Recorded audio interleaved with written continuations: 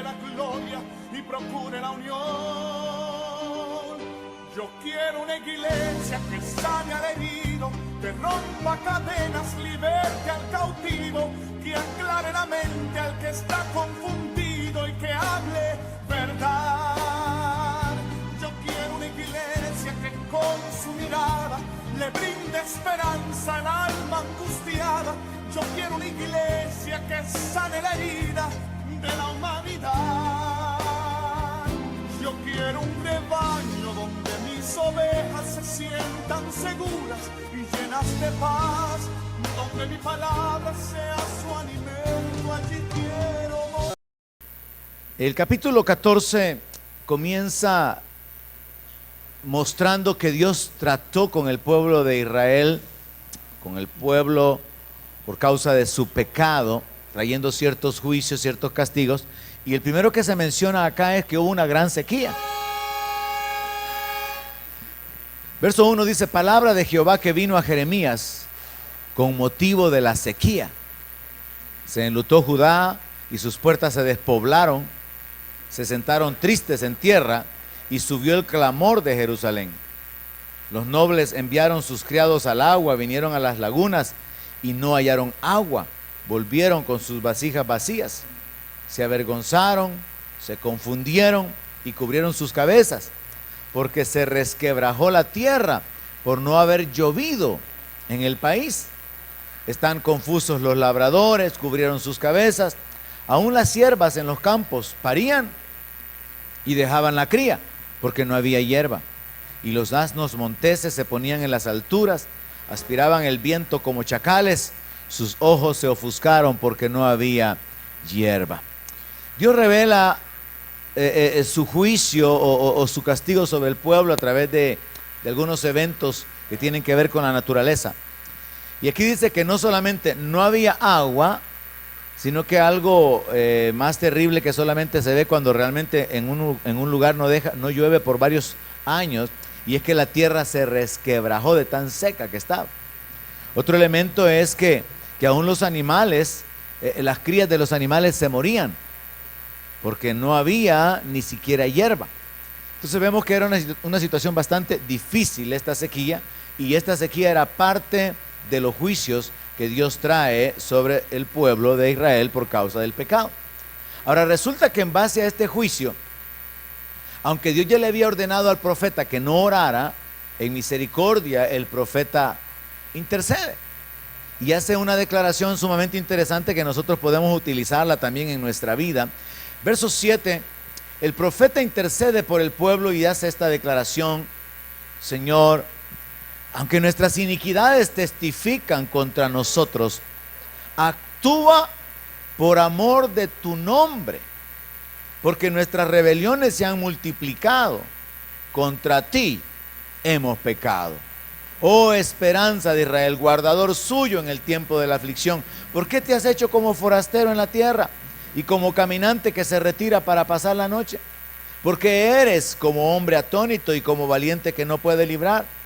Sin embargo, tú estás entre nosotros, oh Jehová, y sobre nosotros es invocado tu nombre. No nos desampares. El profeta está experimentando los juicios que Dios trae sobre el pueblo. De hecho, cuando llega la cautividad, el profeta también es llevado en el cautiverio. Pero vea esta frase, me llama la atención, que el profeta le dice al Señor: Señor, nosotros estamos conscientes de que hemos pecado en contra tuya. Y esto es parte de la tarea de líder y de todo cabeza de hogar y de toda persona que esté en autoridad: cubrir, interceder, orar por aquellos que están debajo de su protección o de su autoridad. Madres orando por sus hijos, padres orando por su familia, por su esposa, como aprendíamos el día domingo anterior. Y aquí el profeta como líder intercediendo por el pueblo, o un pastor intercediendo por la iglesia, intercediendo por el pueblo. Ahora vea lo que dice el profeta: aunque nuestras iniquidades testifican contra nosotros, aunque nuestras rebeliones se han multiplicado y aunque hemos pecado contra ti, aunque no somos dignos de recibir nada, Señor, haz algo por amor de tu nombre, le dice. Esa frase es importante. Es como que estuviera diciendo el profeta: Señor, nosotros no merecemos nada. No somos dignos ni siquiera de pedirte que detengas el juicio. Mucho menos podemos pedirte que nos bendigas. El profeta está reconociendo el pecado. El pueblo nunca lo reconoce. El profeta está reconociendo el pecado. Y le dice al Señor: Señor, tu pueblo ha pecado, el pecado se ha multiplicado, las iniquidades son muchas, pero hay una salida todavía, y es que tú obres no por lo que nosotros somos, sino por quien tú eres. Y que tú obres no en base a lo que nosotros hemos hecho, sino en base a lo que tú haces. Y entonces viene esta frase: actúa por amor de tu nombre. Y esa frase se ocupa varias veces, está en algunos salmos. Josué también la utilizó. Y eso de por amor de tu nombre viene a ser entendido de esta manera: dando honor a tu nombre. Hazlo por causa de tu nombre, hazlo por causa de quién eres tú. Hazlo para engrandecerte, Señor. Hazlo para darle honor a tu nombre, para que tú seas exaltado. Y entonces yo veo al profeta de alguna manera queriendo hacer una especie de trampa espiritual, ¿verdad? Así como: Señor, el pecado causa que merezcamos juicio. Por el pecado no podemos pedirte bendición. Pero Señor, tú eres quien tú eres. Tú eres bueno. Tú eres lento para la ira. Tú eres grande en misericordia. Entonces no te fijes en nuestro pecado. Mejor actúa en base a quién eres tú, Señor. Y por causa de tu bondad, por causa de tu misericordia, por causa de tu paciencia, por causa de que tú eres temible, admirable, y para darle honra a tu nombre, actúa a favor nuestro. Entonces me encanta la forma en que el profeta se apoya en el Señor, y luego lo hace también en el verso 21. Vamos corriendo hasta ahí y luego nos regresamos. Por amor de tu nombre, no nos deseches, ni deshonres tu glorioso trono. Acuérdate, no invalides tu pacto con nosotros. El profeta ocupa esta frase y es sumamente interesante porque es apoyarse en el carácter de Dios. Amén. Es apoyarse en quién es Él. Así que podemos orar, hermano, y decirle: Señor, obra en medio nuestro, obra en nuestra vida. No porque lo merezcamos, porque no lo merecemos, sino por quien tú eres, Señor. Por causa de tu santidad, de tu gloria, de tu misericordia, obra en nuestra vida. Sin embargo, el juicio de Dios, que ya a estas alturas comienza a ejecutarse, en el verso 10 vemos que Dios declara que el juicio no se va a detener.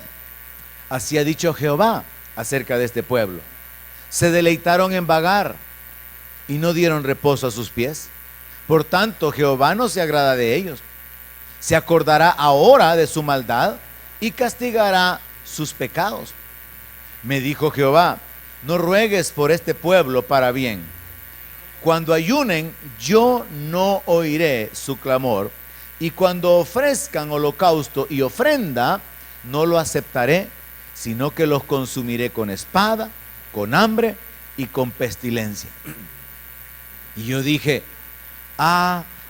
Señor Jehová, he aquí que los profetas les dicen: no veréis espada, ni habrá hambre entre vosotros, sino que en este lugar os daré paz verdadera. Me dijo entonces Jehová: falsamente profetizan los profetas en mi nombre.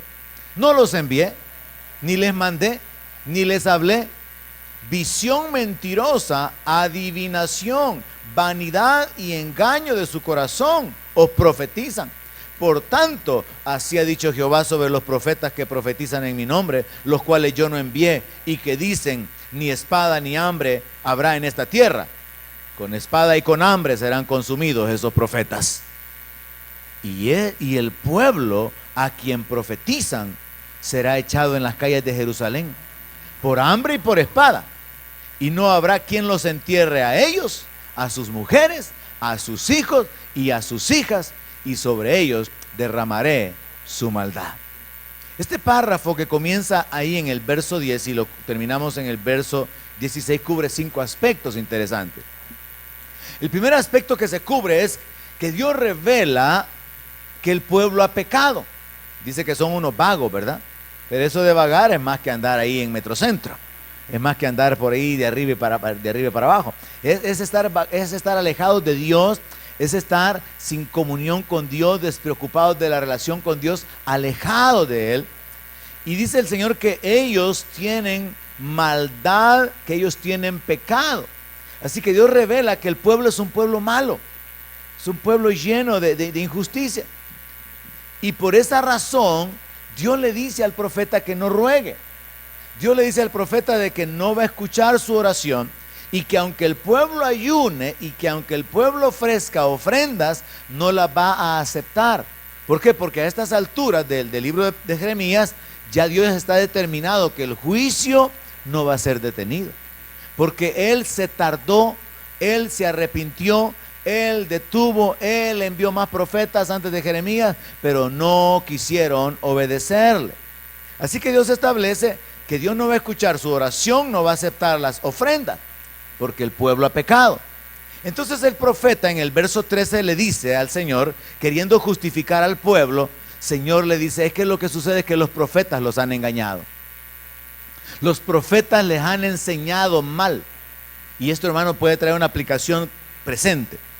Hay mucha mala enseñanza, mucha enseñanza fuera de la palabra actualmente.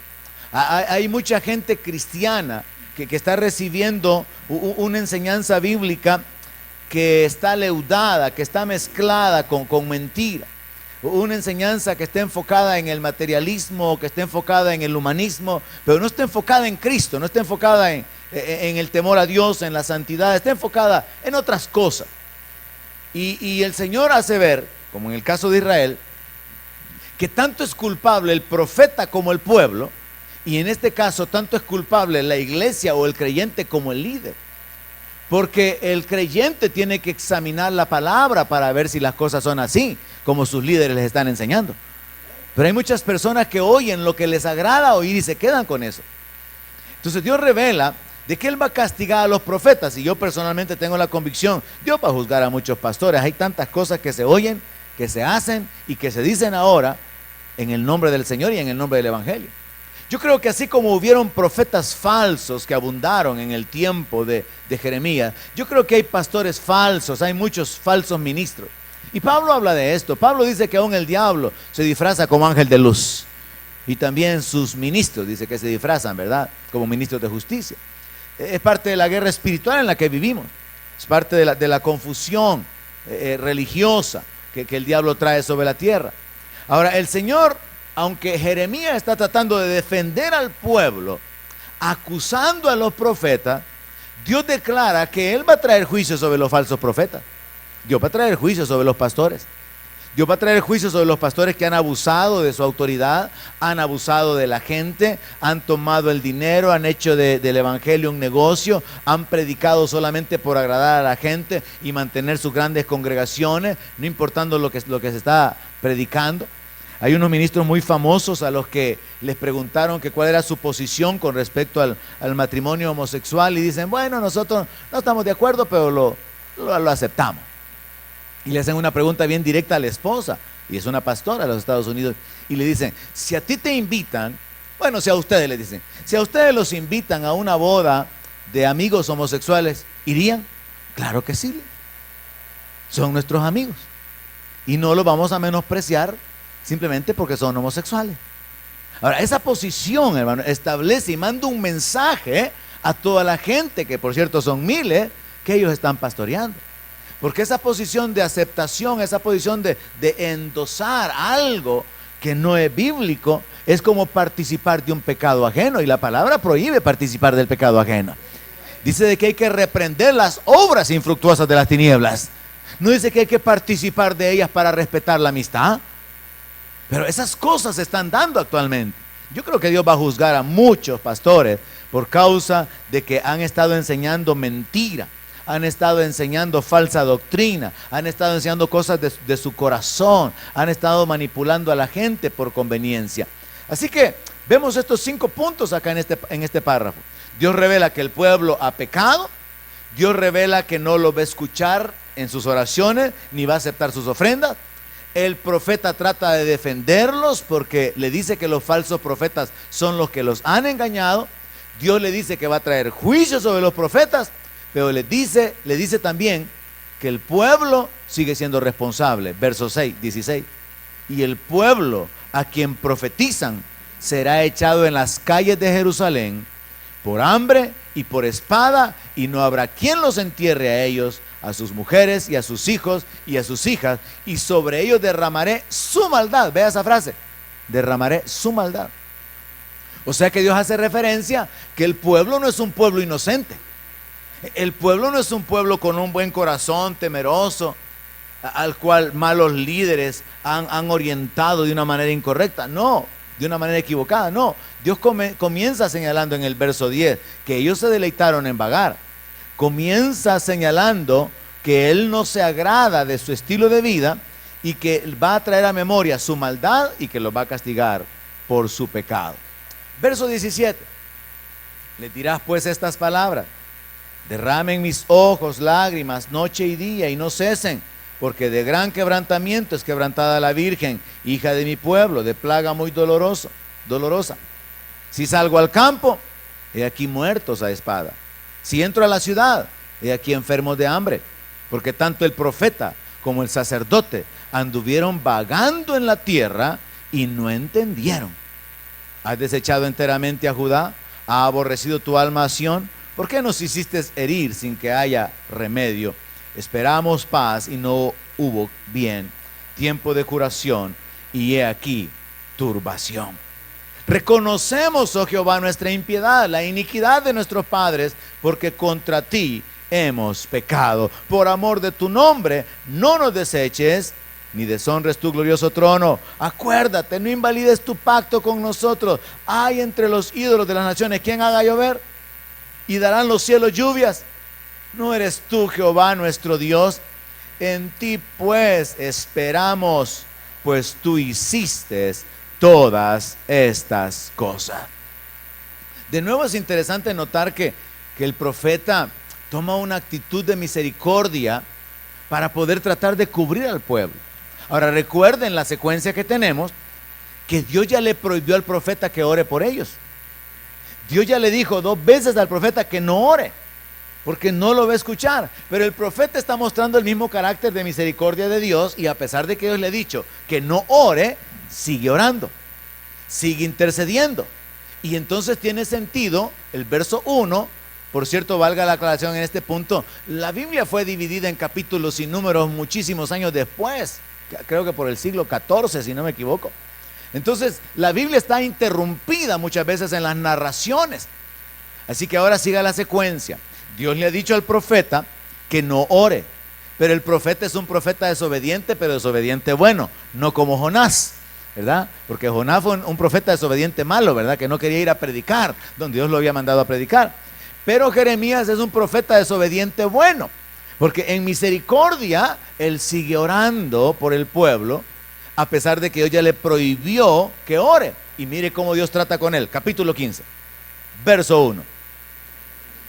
Le dice el Señor a Jeremías en respuesta a su clamor, muy interesante: si Moisés y Samuel se pusieran delante de mí, no estaría mi voluntad con este pueblo.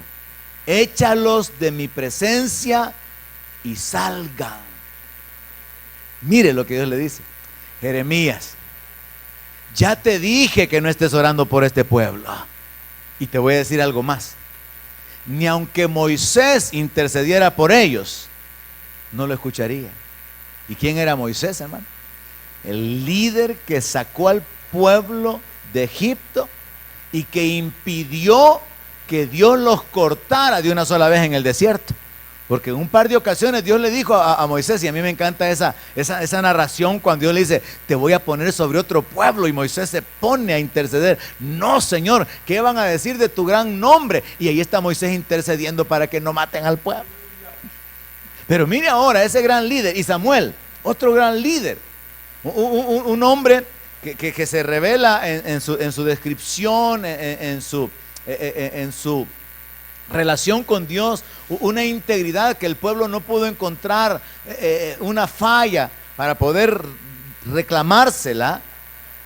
El Señor le hace ver que ni Moisés ni Samuel, que en ocasiones anteriores han intercedido por el pueblo y que impidieron el juicio, ni siquiera ellos podrían impedir el juicio que ahora tiene determinado para ellos. En una forma es otra manera que Dios utiliza para rechazar la intercesión de Jeremías. Es como que le diga: mira, Jeremías, ya te dije que no ores por ellos, pero te voy a hacer entender algo. Ni siquiera la intercesión de Moisés ni la intercesión de Samuel puede librar a este pueblo, porque este pueblo es terco, este pueblo está lleno de maldad y ya nada va a detener el juicio que voy a traer sobre ellos. Así que continúa diciéndole, cuando él le dice a Jeremías que los eche de su presencia. Y si te preguntan ¿a dónde saldremos?, les dirás: así ha dicho Jehová, el que a muerte, el que a espada, el que a hambre, y el que a cautiverio.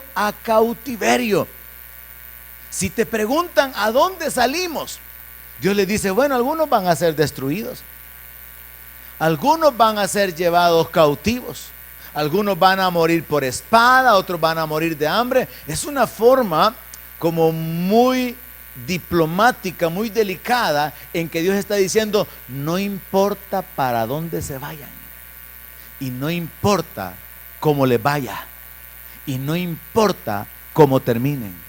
Imagínense qué tremendo viniendo de parte de Dios, hermano. Ubíquese en la narración.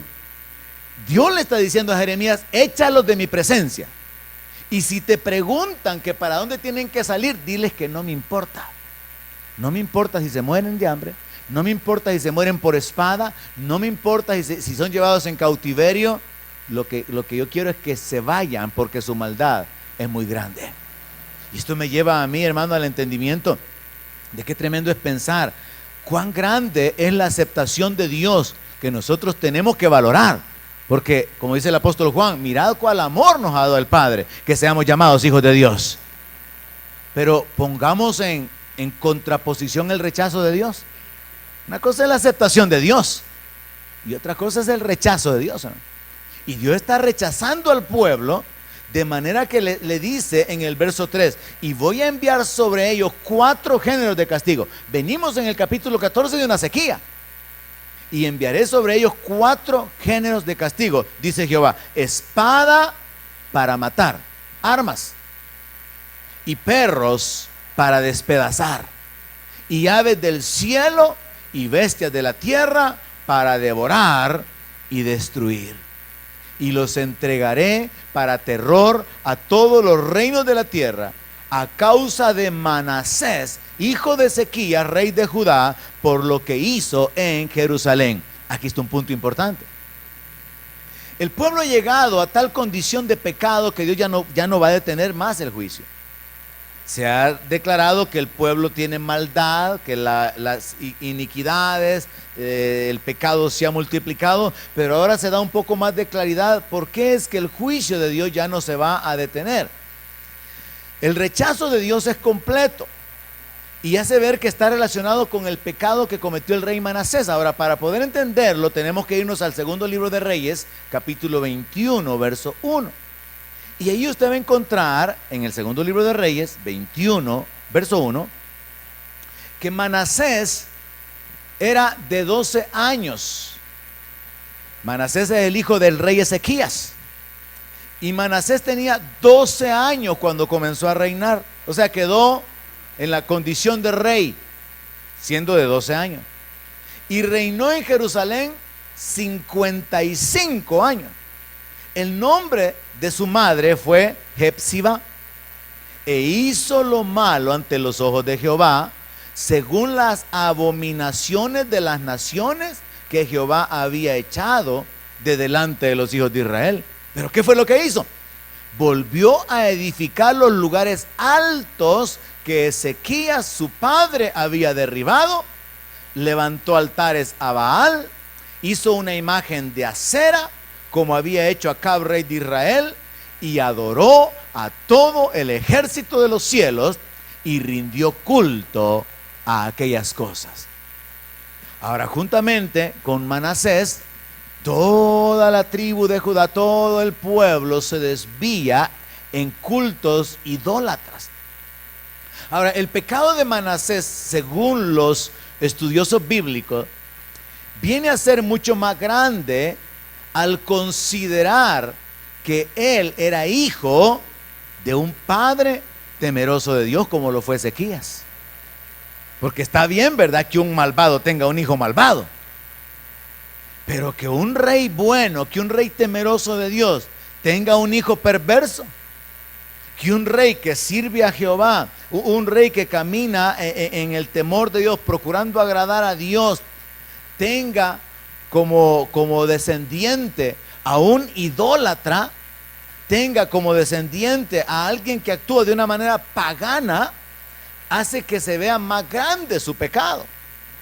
Entonces vemos acá que el Señor dice, regresándonos a Jeremías, que Dios va a traer juicio sobre el pueblo de Israel, los va a enviar a destrucción por causa de Manasés, por causa de lo que hizo en Jerusalén. Pero obviamente lo que hizo Manasés no fue algo aislado o un pecado particular, sino que él metió a todo el pueblo en esto. Si nos detenemos un poquitito en el detalle, imagínense, volvió a edificar los lugares altos, o sea, levantó altares que Ezequías había derribado, altares para ídolos paganos. Levantó altares a Baal. O sea que aparte de mantener su confianza o su fe o su creencia en Dios, levantó también altares a los dioses de estas naciones, a los Baales. Pero también hizo una imagen de acera, no una imagen de cera, no, una imagen de acera, que era una diosa sirofenicia. Y dice que esta imagen de acera también había sido hecha con anterioridad por el rey de Israel, por el rey Acab. Y Acab era otro malvado. Bueno, de Acab se dice que era el rey más malvado que había, y la esposa le ayudaba.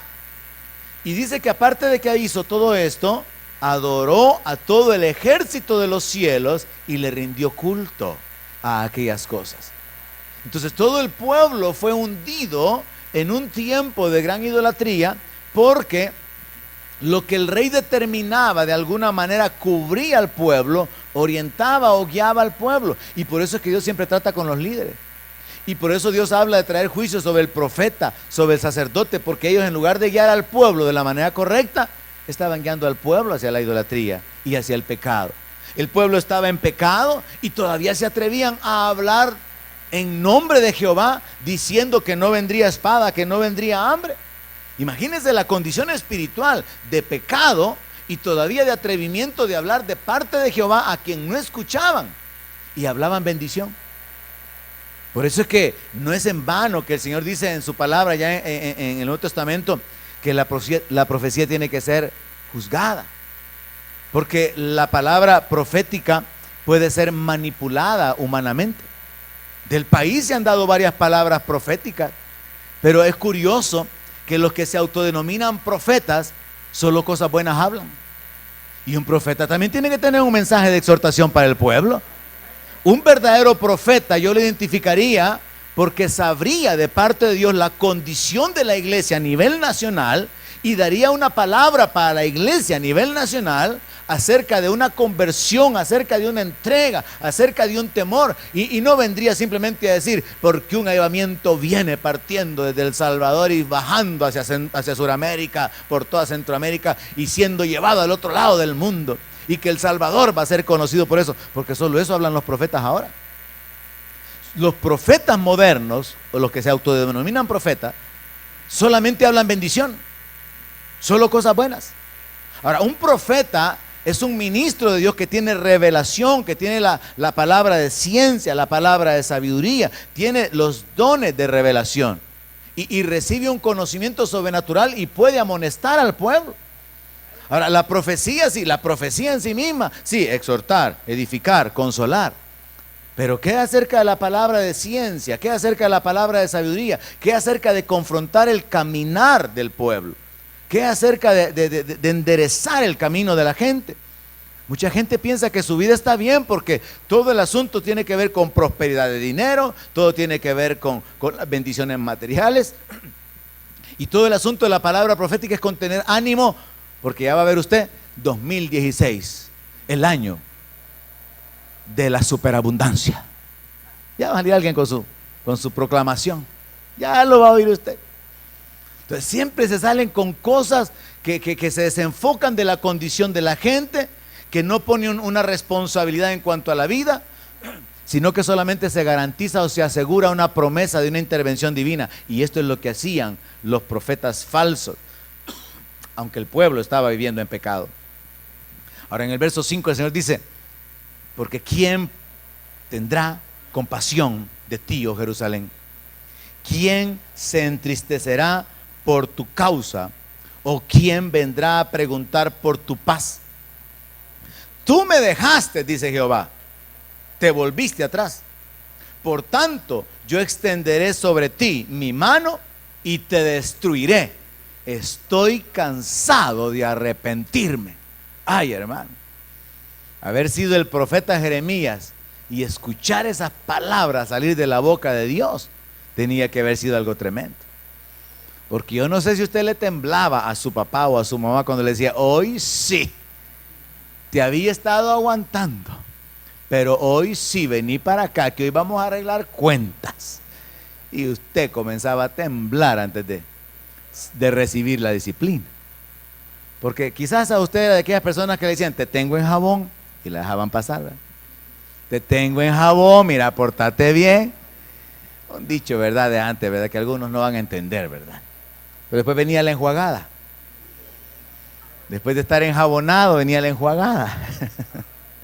Ahora imagínense usted en términos más radicales, qué terrible, hermano. Me imagino yo estar en la condición del profeta Jeremías y escuchar esta declaración: tú me dejaste, dice Jehová. O sea, no me vengas a reclamar porque yo te he abandonado, no me vengas a reclamar porque no te estoy bendiciendo, no me vengas a implorar o a clamar para que intervenga y me manifieste, como si yo estuviera haciéndote a un lado, cuando en realidad tú me diste la espalda. Eso es lo que dice el Señor. Tú me dejaste, te volviste atrás, y por eso yo voy a extender mi mano, pero para traer destrucción, para traer castigo, porque estoy cansado de arrepentirme. Hermano, el Dios que es lento para la ira y grande en misericordia, también se cansa de arrepentirse. El Dios que es paciente y quiere que todos los hombres se arrepientan, también tiene un tiempo establecido para el juicio. Por eso la palabra de Dios dice: buscad a Jehová en tanto pueda ser hallado, porque hay un tiempo en que ya no puede ser hallado.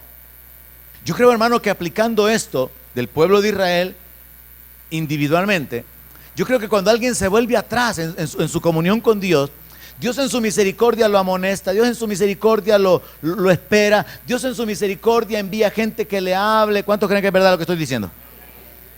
Y esto puede pasar años. Alguien se aleja, se enreda en el pecado, se sigue enredando, pero Dios lo sigue guardando de la muerte.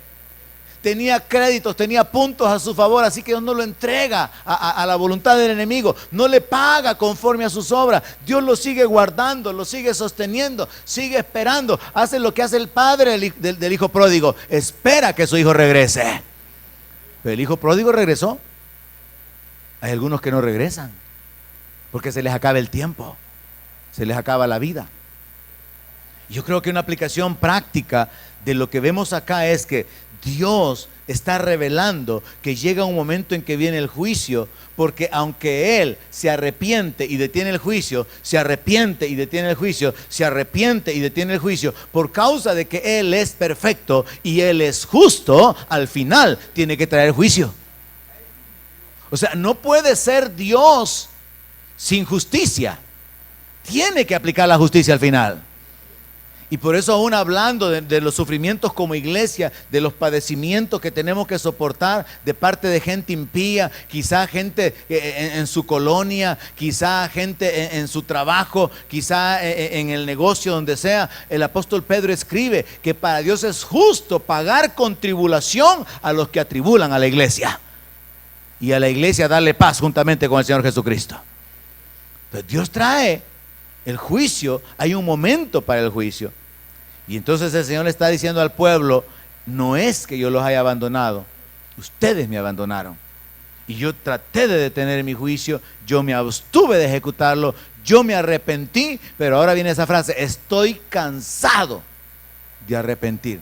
A mí, hermano, en lo particular, no sé si a usted, a mí me impacta esa frase. Estoy cansado de arrepentirme. Ya no me voy a arrepentir, ya no me voy a detener más. Verso 7. Aunque los aventé con aventador hasta las puertas de la tierra y dejé sin hijos a mi pueblo y lo desbaraté, no se volvieron de sus caminos. Mire, ni aunque les va mal caminando lejos de Dios, no se vuelven. Sus viudas se me multiplicaron más que la arena del mar. Traje contra ellos destruidor a mediodía sobre la madre y sobre los hijos. Hice que de repente cayesen terrores sobre la ciudad. Languideció la que dio a luz. 7. Se llenó de dolor su alma. Su sol se puso siendo aún de día. Fue avergonzada y llena de confusión. Y lo que de ella quede, lo entregaré a la espada delante de sus enemigos, dice Jehová. Ahora entonces vemos que Dios ha rechazado la petición de misericordia, ha rechazado la intercesión de parte del profeta, y Dios establece que el juicio viene porque el pueblo ha sido desleal, el pueblo ha sido infiel, el pueblo violó el pacto, el pueblo le dio la espalda, y entonces ahora en justicia Él tiene que castigarlos. Porque, ¿por qué Dios puede dejarlos sin castigo? ¿Por qué Dios no puede dejarlos sin castigo? En la justicia de Dios, la palabra del Señor establece que Él no dejará sin castigo al culpable. Si Dios no castiga a los culpables, Dios sería injusto. Si Dios no castiga a su pueblo con el cual tiene un pacto, al cual ha bendecido, al cual ha respaldado con su presencia, con milagros, con manifestaciones. Recuerde que estamos hablando del pueblo de Israel en este caso. Lo sacó de Egipto, humilló a todos los dioses egipcios, entre comillas, ¿verdad? Porque no hay dioses. Humilló a todas las deidades egipcias. Trajo juicio que incluyó aún la muerte del hijo del faraón. Y entonces ahora Dios tiene un pueblo rebelde, que por cierto, allá en el desierto, ¿verdad? Los padres murieron por la rebeldía, porque no le creyeron, hablaron mal en contra de Dios. Para esto nos trajo Jehová aquí al desierto, para que murieran. Desde que salieron de Egipto venían murmurando y en rebeldía. Llegan al reino, el reino se consolida, el reino se desintegra y siguen pecando. Y hay un enemigo llamado Satanás y los ángeles que él arrastró, a quienes Dios desechó de su presencia por causa de su pecado. Y ese enemigo está ahora mirando el trato de Dios con su pueblo. Y Dios en su justicia no puede dejar a su pueblo sin castigo. ¿Qué pasa cuando los padres castigan a un hermano cuando hace algo malo y no castigan al otro cuando hace algo malo? ¿Qué pasa? Dígame. Sí, es una injusticia, pero ¿qué pasa con el hermano que mira que a él, que al otro hermano no lo castigan? ¿Se resiente o trae un reclamo? Ahora recuérdese usted que el diablo llegó delante de Dios juntamente con los hijos de Dios, allá en el libro de Job, ¿verdad? Y aunque es Dios quien toma la iniciativa, el diablo siempre viene para acusar. Ahora, ¿qué piensa usted si la palabra dice en Apocalipsis que Él es el acusador, el que acusa a los hermanos de día y de noche? Mire, piensa en esto. ¿Qué cree usted que está hablando el diablo ahorita mismo allá con el Señor acerca de la iglesia? Llegan tarde, no te honran con su finanza, ni los cantos se pueden. Te cantan con sus labios, pero su corazón está lejos de ti. Pecados sexuales, abusos de autoridad, celo, contienda, toda clase de cosas. ¿No cree usted que el diablo tiene una lista? ¿Alguien está oyendo esta noche? ¿No cree usted que el diablo tiene una gran lista para presentar delante de Dios y hablar acerca de la iglesia? Y entonces el diablo tiene razones para poder presionar, por así decirlo, en el sentido de ¿Cómo Dios puede dejar a su pueblo sin castigo? Si a él lo castigó, pues, a él lo desechó, lo bajó, y ahora Dios está queriendo llevar a este montón de pecadores a su reino, a su gloria. No, es injusto. Entonces esto tal vez le puede dar a entender por qué es que Dios en su justicia tiene que traer castigo. Dios no puede obviar el castigo, porque si Dios obvia el castigo, se pasa por alto el castigo, entonces Dios es injusto. Y esto también puede ayudarle a entender el asunto del perdón, lo que hablé hace algunos días. En realidad, hermanos, la salvación no es gratis. Jesús pagó por nuestra salvación. Hemos sido comprados con la sangre de Cristo. Traté de explicarle, quiero que lo entienda. El perdón de nuestros pecados no fue completamente perdón en el sentido literal de la palabra. Jesús llevó nuestro castigo. No es que hubo perdón, sino que hubo muerte. Lo que hubo fue expiación. Lo que hubo fue un sustituto que pagó nuestro dolor, llevó nuestras enfermedades y murió por nosotros. Entonces no existe el perdón así, y tampoco existe el estar exento del juicio, porque los caminos de Dios son perfectos. Entonces Él sabe cómo llevar a cabo su plan y su voluntad. Quiso perdonar a su pueblo, quiso redimir a su pueblo, cargó todo el castigo de nuestra iniquidad sobre Jesucristo, y de esa manera se cumple la justicia, porque hay alguien que murió por causa del pecado, se merecía la muerte. Jesús murió por nosotros, y ahí Dios es justo.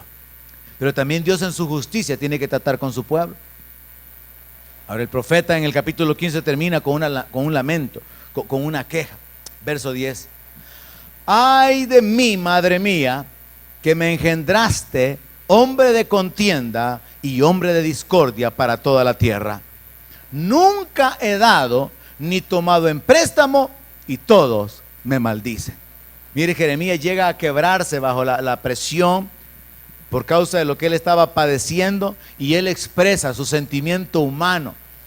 Hace un lamento como que para que su madre lo oiga, y el lamento de él está enfocado en que él considera de que él no tiene o no ha dado motivo para que lo maldigan.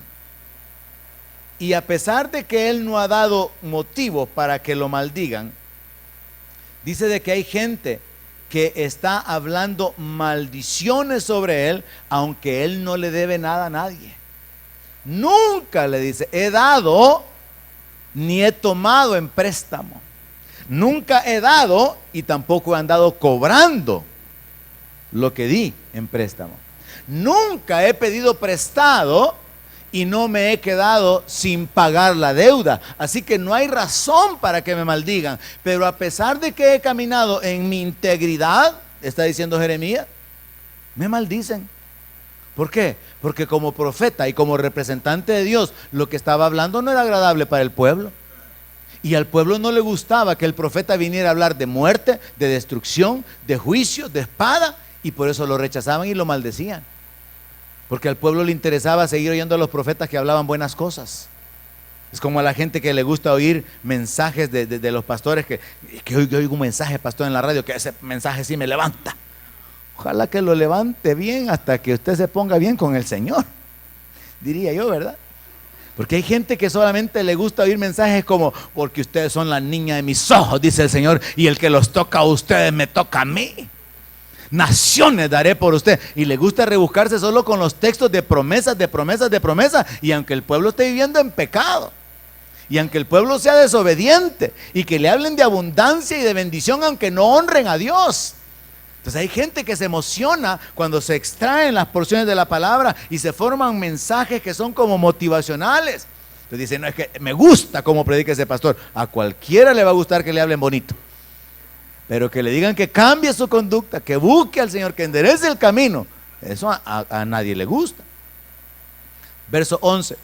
Sea así, oh Jehová, si no te he rogado por su bien, si no he suplicado ante ti el favor del enemigo en tiempo de aflicción y en época de angustia. O sea, él está diciendo, está bien, Señor, que me maldigan si yo hubiera pecado dejando de interceder por este pueblo, pero estos que me maldicen, estos malvados, son los mismos por los que yo te estoy pidiendo que tengas misericordia.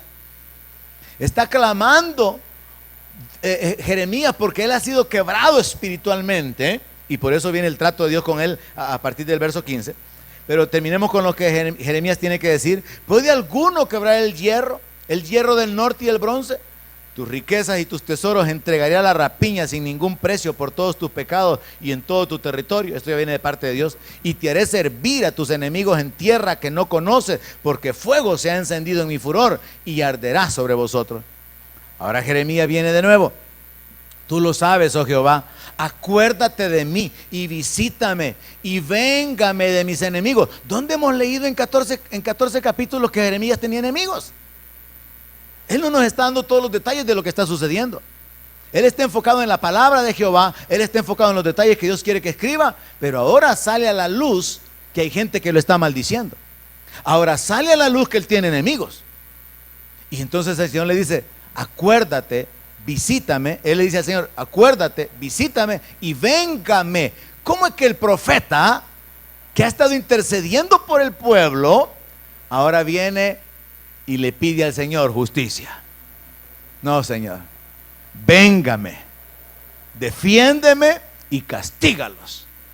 El mismo profeta que estaba cubriéndolo ahora está clamando por juicio, pero lógicamente en contra de los malos, ¿verdad? Los que quieren hacer o los que han hecho algo en contra de él. No me reproches en la prolongación de tu enojo. Sabes que por amor de ti sufro afrenta. Jeremías, hermano, y los profetas, aunque él sobresale, Jeremías mantiene ese carácter y esa firmeza, aunque aquí es un punto de quiebra espiritual, donde a pesar de que están padeciendo en su vida, saben que Dios los ha llamado y que no pueden negarse a ese llamamiento y que tienen que cumplir con la tarea. Así que aquí está un hombre rechazado por su propio pueblo, sirviendo a favor del pueblo, intercediendo por el pueblo lo está tratando mal, y él ahí está en un tiempo de ruptura espiritual, de quebrantamiento espiritual, donde él está pidiendo al Señor que le ayude, que se manifieste, porque él ha caminado en integridad. Fueron halladas tus palabras y yo las comí, y tu palabra me fue por gozo y por alegría de mi corazón, porque tu nombre se invocó sobre mí, oh Jehová de los ejércitos. No me senté en compañía de burladores, ni me engreí a causa de tu profecía. Me senté solo porque me llenaste de indignación. Es decir, juntamente con el ministerio que Dios le dio al profeta, le dio una condición de sufrimiento. Es como María, la madre del Señor Jesucristo, hermano. Dice, bienaventurada te llamarán todas las generaciones, bendita entre las mujeres. Pues sí, pero también una espada traspasó su alma por la muerte del Señor cuando Jesús murió. ¿Alguien me está entendiendo? Bienaventurada por ser la madre del Mesías. Pero el sufrimiento que tuvo cuando su hijo es crucificado. De igual manera el profeta, una posición gloriosa, el vocero de Dios, el representante de Dios, el hombre de Dios que está trayendo un mensaje, pero rechazado por el pueblo, con enemigos y recibiendo maldiciones. Y él dice, Señor, yo no me he sentado en compañía de burladores, no me enaltecí, no me llené de orgullo por ser el profeta. Señor, ¿por qué es que es perpetuo mi dolor y mi herida desahuciada no admitió curación? ¿Serás para mí como cosa ilusoria, como aguas que no son estables? Mire, Jeremías pasa por un tiempo difícil y en la Biblia encontramos que aún los grandes hombres se quebraron.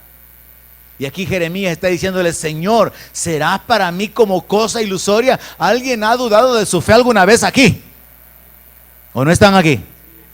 ¿Alguien ha tenido conflictos de fe? ¿Ah? Es normal, porque a veces parece que Dios está tan lejos. A veces parece que nuestras oraciones no van a ser escuchadas, ni nuestro canto, nada. Pasamos por etapas que parecieran desiertos. Pues aquí estaba Jeremías, y mire cómo lo expresa: serás para mí como cosa ilusoria, o sea, una cosa de mi imaginación.